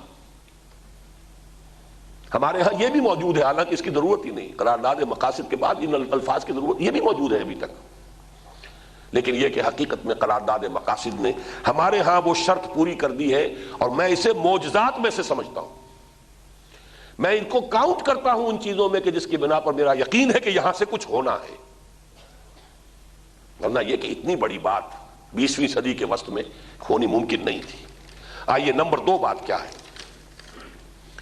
یہ طے کر دیا جائے کہ یہاں کوئی قانون کتاب و سنت کے منافی نہیں بنایا جا سکتا، اس لیے کہ حاکمیت تو اللہ کی ہے، وہ تو اصولی بات ہوئی، تھیوریٹیکل بات ہے۔ How to implement it, implementation ہوگی کہ آپ کے ہاں مقننہ ہے، پارلیمنٹ ہے، اس کا نام مجلس ملی کہیں، اسے جو چاہیں کہیں، مجلس شورا کے جو چاہیں کہیں، اس وقت اس کا نام مقننہ رکھیے، لیجسلیچر۔ ماڈرن سٹیٹ کرافٹ کا ایک حصہ ہے لیجسلیچر ہوگی، ہاں اس لیجسلیچر کی legislative authority is limited by the injunction of the Quran and the سنہ۔ اس کی جو بہترین تعبیر ہے وہ سورہ حجرات کی آیت نمبر 1، چونکہ وہ ہمارے مطالعہ قرآن حکیم کے منتخب نصاب کا اہم درس ہے، اس پر میری مفصل دروس موجود ہے۔ یا ایھا الذین آمنوا لا تقدموا بین یدی اللہ ورسولہ، اہل ایمان اللہ اس کے رسول سے آگے مت بڑھو، کیپ ود ان لمٹس۔ اللہ کی لمٹس قرآن میں آ گئی، رسول کی لمٹس حدیث میں آ گئی، سنت میں آ گئی۔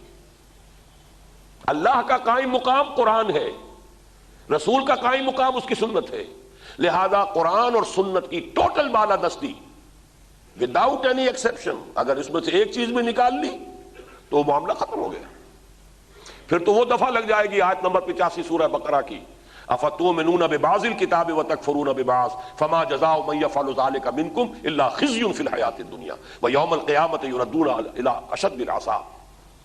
اعاذنا اللہ من ذلک، اللہ ہمیں اسے اپنی پناہ میں رکھے۔ ایک چیز بھی نکال لیں گے تو پھر یہ فتویٰ لگے گا، یہ دفعہ لگ جائے گی، ٹوٹل بالادستی۔ لا تقدموا بین یدی اللہ ورسولہ، کھیلو کودو جو چاہتے، ایک حد سے آگے نہ بڑھنا، اللہ کا حکم آ گیا، رسول کا حکم آ گیا، خاموش۔ اس کی بہترین تعبیر ہے اس حدیث میں جو میں نے شروع میں آپ کو سنائی۔ حضور نے فرمایا مثل المؤمن کمثل الفرس فی اخیتہ، مومن کی مثال ایک گھوڑے کی سی ہے جو اپنے کھونٹے سے بندھا ہوا ہے۔ دیکھیے ایک آدمی ہے جو نہ کسی اللہ کو مانتا، نہ کتاب کو، نہ آسمانی شریعت کو، وہ تو گھوڑا ہے اور مادر پدر آزاد ہے، جہاں چاہے جائے، کوئی پابندی نہیں اسے۔ اور جو اللہ کو مان لیا جس نے، وہ بندھ گیا، اللہ کے حکم سے بندھ گیا، رسول کو مان لیا، رسول کے احکام سے بندھ گیا، قرآن کو مان لیا، قرآن کے احکام سے بندھ گیا۔ تو مومن کی مثال اس گھوڑے کی سی ہے جو بندھا ہوا ہے۔ اس حدیث کو میں نے بہت مرتبہ اس کی تھوڑی سی توسیع کر کے، پروجیکٹ کر کے اسے، واقعہ یہ ہے کہ اسلامی ریاست اور نظام خلافت کے دستور کی بہترین تعبیر یہ حدیث ہے، اگر اس کو سمجھ لیں آپ۔ فرض کیجئے کہ میدان کافی کھلا ہے آپ کے پاس، آپ یہ بھی چاہتے ہیں کہ گھوڑا ذرا دوڑے بھاگے بھی، ہاتھ پاؤں بھی اس کے کھلے، آپ 100 گز کی رسی سے باندھ دیجئے، نتیجہ کیا نکلا؟ 100 گز نصف قطر کا ایک دائرہ وجود میں آ جائے گا جس میں گھوڑا آزاد ہے، شمال میں جائے، جنوب میں جائے، مشرق میں جائے، مغرب میں جائے، کوئی روک ٹوک نہیں، جاؤ 50 گز پہ، 60 پہ، 70 پہ، 80 پہ، 90 پہ، 100 پر، 101 گز نہیں آئے گا، نہ مشرق میں، نہ مغرب میں، نہ شمال میں، نہ جنوب میں۔ آزادی اور پابندی کی بہترین مثال ہے۔ اس دائرے کے اندر اندر تم آزاد، گویا کہ اس دائرے کے اندر اندر امر و حم ہے، یہ تمہارا ہے، امر و کم ہے، جو چاہو کرو، شمال میں، جنوب میں، مشرق میں، مغرب میں، 100 گز، 80 گز کھوٹے کے ساتھ جڑ کے بیٹھ جاؤ، اختیار ہے تمہارا، یہ تو امر و کم ہو گیا۔ لیکن یہ دائرہ جو ہے یہ اللہ اور اس کے رسول کے احکام کا دائرہ ہے، اس سے کراس نہیں کرو۔ لا، وَمَن يَتَعَدَّ حدود اللہ، اللہ کے حدود سے تجاوز، کتاب و سنت کی حدود سے تجاوز، پھر یہ اسلام سے تجاوز ہے۔ اس اعتبار سے ایک بات میں اور آپ کو بتا دوں، اس کو ہمارے ذہنوں میں بعض، ہمارے خاص طور پر مذہبی لوگوں کے ذہنوں میں یہ خیال ہے کہ اب ریاست اگر بن جائے گی، شریعت ساری موجود ہے، کسی مقننہ کی لیجسلیٹر کی ضرورت ہی کیا ہے؟ یہ بڑا ہی کم فہمی ہے اصل میں۔ اول تو یہ ہے کہ ہمارے ہاں اجتہاد کا دروازہ جو ہے کئی سو سال سے بند ہے۔ اب اگر آپ کو اسلامی قانون نافذ کرنا ہے، اجتہاد کا دروازہ تو کھولنا پڑے گا۔ بہت سے نئے مسائل ہیں، زکوٰۃ ہی کے بے شمار مسائل پیدا ہو چکے ہیں کہ جو اس وقت نہیں تھے۔ کارخانے پر زکوٰۃ کیسے ہوگی؟ ٹرکوں اور بسوں پر، اونٹوں پر قیاس کریں گے؟ کیا ہوگا؟ کروڑوں روپے کی مالیت کی مشینری ہے، زکوٰۃ ہوگی کہ نہیں ہوگی؟ میں ابھی کوئی رائے نہیں دے رہا اپنی، میں تو کہتا ہوں ایشو تو ہے نا۔ یہ سارے مسائل ہیں، ظاہر بات ہے کہ اس کی قانون سازی ہوگی۔ پھر اس سے اولو الامر کا کھاتا قرآن نے کھلا چھوڑا۔ ایک ہے آئیڈیل، اولو الامر تمہارے میں سے ہونا چاہیے، تمہارے مشورے سے، منکم کہہ دیا، ہونا چاہیے مسلمان، منکم، لیکن آئے کیسے؟ اس سے بحث نہیں کی قرآن نے۔ انڈائریکٹلی ہے امرہم شورا بینہم، یہ اصول انڈائریکٹلی مل جائے گا، لیکن اس آیت میں اس کو خلا کو چھوڑ دیا۔ نمبر دوسرا خلا یہ ہے کہ اگر فرض کیجئے کسی کا یہ خیال ہے، جو میں نے کہا تھا کہ حضرت ابوبکر نے بھی فرمایا تھا کہ میں ٹیڑھا ہونے لگوں تو سیدھا، کو کرے کیسے؟ کس کے پاس جائیں؟ کون طے کرے گا؟ ایک طرف اولو الامر بیٹھا ہوا ہے، ایک طرف ایک عام شہری ہے، کوئی تیسرا چاہیے نا، وہ طے کرے گا نا، تیسرا کون سا ہوگا؟ یہ ہے وہ شے جس کی ضرورت اس دور میں ماڈرن سٹیٹ کرافٹ میں جوڈیشری نے یہ خلا فل کیا ہے۔ عدالت، دستور میں لکھا ہوا ہے کتاب و سنت کے خلاف کوئی قانون سازی نہیں ہو سکتی۔ پارلیمنٹ نے ایک قانون پاس کر دیا ہے یہ سمجھتے ہوئے کہ یہ کتاب و سنت کے اندر اندر ہے۔ میں نہیں مانتا کتاب و سنت کے اندر اندر ہے، میں ایک شہری ہوں، میرا حق ہے کہ میں کہیں جا کر ثابت کروں کہ یہ کتاب و سنت سے تجاوز ہے۔ Where do I go? I go and knock the door of the higher courts۔ اس لیے کہ ماڈرن سٹیٹ کرافٹ میں کیا ہوا، اس کو ماڈرن سٹیٹ کرافٹ میں دستور کی کسٹوڈین جو ہے جوڈیشری ہے۔ شہری حقوق طے کیے گئے ہیں، عام شہریوں کے یہ حقوق ہیں، کسی ڈپٹی کمشنر نے، کسی ایس پی نے میرے حقوق کے اوپر ڈاکہ ڈالا، میں کہاں جاتا ہوں؟ کوئی ریٹ ہوگی، کچھ اور ہوگا، ہیبیس کارپس ہوتی تھی، یہ سب کچھ کہاں؟ عدالت میں جائیں گے نا، بھائی میرا یہ حق تھا، دستور نے گارنٹی کیا میرا حق، اور فلاں نے اس کے اوپر ڈاکہ ڈالا۔ اسی طرح دستور میں لکھا ہو کتاب و سنت کے منافی کوئی قانون نہیں بنایا جا سکتا۔ اگر میرا یہ خیال ہے کہ یہ کتاب و سنت سے متجاوز ہے، آگے بڑھ گیا ہے، یہ اب مباح میں نہیں رہا، حرام میں چلا گیا ہے، تو مجھے حق ہونا چاہیے کہ جا کے ہائیسٹ جو کورٹ ہے اس میں جا کر ثابت کروں۔ ایک منٹ ذرا آرام کر لیجئے، مجھے بھی موقع مل گیا ہے، وہ حکمت بھی سمجھ لیجئے۔ ابھی سوشل ایوولوشن کا پروسیس چل رہا تھا، ریاست اور حکومت کا فرق ابھی آنا تھا، ریاست کے 3 آرگنز نوع انسانی کے علم میں ابھی آنے تھے، لہذا قرآن مجید نے اس کو ایکوموڈیٹ کرنے کے لیے خلا چھوڑ دی۔ اگر وہیں طے ہو جاتا، میں اس کی مثال دیتا رہا ہوں نا کہ جیسے چین میں کسی زمانے میں یہ رسم تھی کہ عورتوں کے پاؤں چھوٹے ہونے چاہیے، یہ نسوانی حسن کا تقاضا ہے، تو ہم کیا کرتے تھے کہ بچپن میں لوہے کے جوتے پہنا دیے بچی کو، پاؤں بڑھ ہی نہیں سکتا۔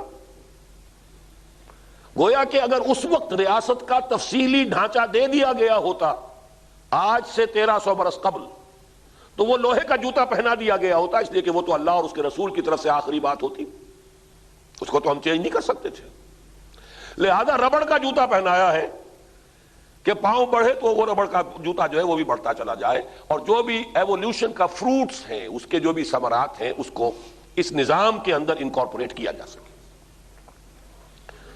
لہذا ایک طرف تو مسئلہ تھا کہ اولو الامر کیسے آئے گا، اس کے لیے انتخابات کا معاملہ دنیا کے اندر بعد میں رائج ہوا۔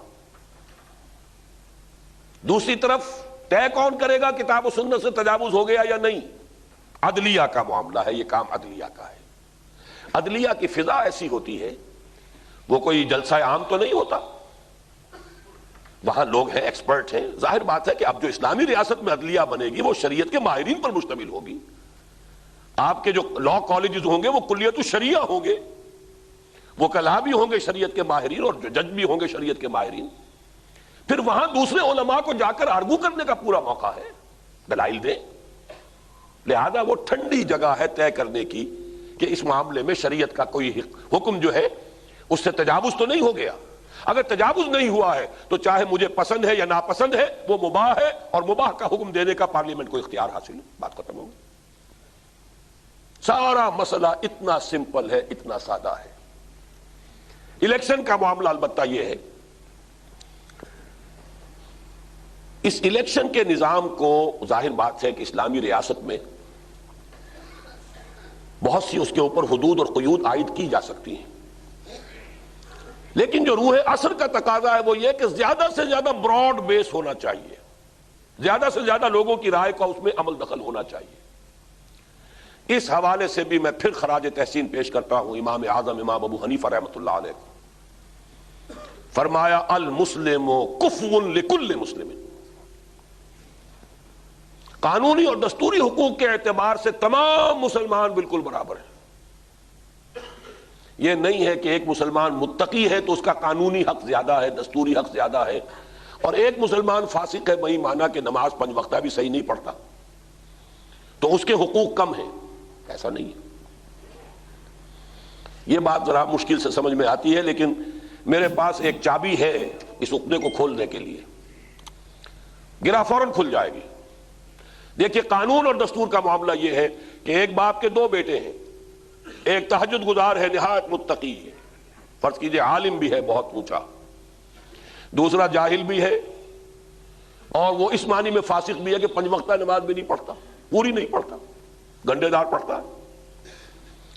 باپ مرے گا تو وراثت دونوں کو برابر ملے گی، متقی کی زیادہ نہیں، فاسق کی کم نہیں، جب تک وہ مسلمان ہے۔ ہاں کوئی ایسی حرکت کرے کہ اس کی تکفیر ہو جائے تو اس کے سارے حقوق زیرو ہو جائیں گے۔ کافر ہو گیا زیرو، جب تک مسلمان ہے 100% اس کے حقوق ہیں دستوری اور قانونی، ان میں آپ کوئی کمی نہیں کر سکتے۔ متقی اور فاسق مسلمان قانونی دستوری اعتبار سے برابر۔ اس اعتبار سے ووٹ دینے کا حق اسلامی ریاست میں خلیفہ کا انتخاب ہے، مجلس شورا کا انتخاب ہے، میرے نزدیک جتنا براڈ ہو اتنا بہتر ہے۔ یہ روح عصر کا تقاضا ہوگا کہ maximum number of people should feel that they are participating in this system۔ البتہ ظاہر بات ہے کچھ نہ کچھ قیود تو لگانی پڑتی ہیں، 20 سال کا ہو، 21 کا ہو، 25 کا ہو۔ میری ذاتی رائے تو یہ کہ 40 سے کم پہ ووٹ ہی نہیں ہونا چاہیے، جو میں نے بہت مرتبہ کہا ہے۔ قرآن مجید نے آخر کوئی حکمت ہے جو کہا ہے حتی اذا بلغ اشدہ وبلغ 40 سنۃ، یا تو یہ کہ ووٹر کی عمر یہ بنائی جائے یا کم سے کم حصہ الیکشن میں حصہ لینے والے کے لیے تو یہ شرط ہو۔ لیکن یہ چیزیں جو ہیں ان کو ظاہر بات ہے کہ باہمی مشورے سے، یہ خود مباحات کے دائرے کی چیز ہے۔ 18 برس کا ہو، 20 کا ہو، 21 کا ہو، کس کو ووٹ ہوگا، یہ مباحات کے دائرے کی شے ہے نا، یہ تو چیزیں طے ہو جائیں گی۔ یہ بھی ہو سکتا ہے کہ آپ کچھ ایجوکیشن کی بھی شرائط لگا دیں، لیکن یہ جان لیجئے کہ یہ تقویٰ وغیرہ ناپے جانے والی چیزیں نہیں ہے، تعلیم تو پھر بھی ناپی جائے گی۔ کیا پتا جو تقویٰ کا لبادہ اوڑھے ہوئے وہ اندر سے اس کی حقیقت کیا ہے، یہ ناپ تول کی چیزیں نہیں ہیں۔ بہرحال اس کو زیادہ سے زیادہ براڈ رکھا جائے، البتہ جو لوگ الیکشن لڑنے کے لیے سامنے آئے ان کے لیے بڑی باریک چھلنیاں لگا دی جائیں، اپنے کردار کا ثبوت دیجئے، آپ کے پاس مال دولت جو ہے کتنی ہے، کہاں سے آیا ہے، یہ کہاں سے کمایا ہے، جسٹیفائیبل ہے یا نہیں ہے، لائیے۔ اس کے لیے ہمارے پاس جو ہے ایک گواہی کا جو ایک انداز ہے اسلامی عدالت کا، تزکیۃ الشہود۔ اسلامی عدالت میں ہر شخص گواہ بن کر پیش نہیں ہو سکتا، اس سے پہلے اپنے کردار کا جو ہے وہ چھلنی میں سے گزارنا ہوگا اس کو، تب کہیں گواہی دے سکتا ہے۔ اس تمام اصولوں کو ہم بروئے کار لا سکتے ہیں، ووٹر کی شرائط میں بھی اور الیکشن میں حصہ لینے والے کی شرائط میں بھی۔ میں نے صرف اصولی بات عرض کی ہے کہ جتنا براڈ ہوگا یہ بیس اتنا بہتر ہے، البتہ یہ کہ غلط لوگوں کو روکنے کے لیے وہ سکریننگ ہو جائے۔ نمبر 2، جو منتخب ہو گئے ان کے لیے امپیچمنٹ کا ایک نظام برقرار رہے۔ یہ ابو بکر اور عمر نہیں ہے جن کے بارے میں ہمیں کوئی اندیشہ نہ ہو کہ کوئی خیانت نہیں کریں گے، وہ تو تزکیہ محمد الرسول اللہ نے کیا ہوا تھا صلی اللہ علیہ وسلم، وہ دور اب نہیں ہے۔ امپیچمنٹ، آپ کو معلوم ہے امریکہ میں صدر نکسن کے لیے ذرا سا خوف پیدا ہوا تھا امپیچمنٹ کا، تو استعفیٰ دے کے بھاگ گیا تھا۔ وہ جو واٹر گیٹ اسکینڈل جو تھا، اتنی سخت شہ ہے وہاں، جہاں اختیارات دیے ہیں انہوں نے صدر کو، وہاں اس کے اوپر چیکس اینڈ بیلنسز بھی بہت ہیں۔ اس حوالے سے ہم اپنے اس نظام کو، یہ تمام چیزیں جیسا کہ میں نے عرض کیا اسٹیٹ کرافٹ کی چیزیں ہیں، ان کو جو چیزیں ہمارے ساتھ کمپیٹیبل ہیں، ہم آہنگ ہو سکتے ہیں، انہیں ہم اختیار کریں گے۔ خذ ما صفا دع ما قدر۔ اب میں اس ضمن میں چونکہ تیسری بات تو آج زیر بحث نہیں آ سکے گی، وہ انشاءاللہ کل وہ قرض ادا کروں گا۔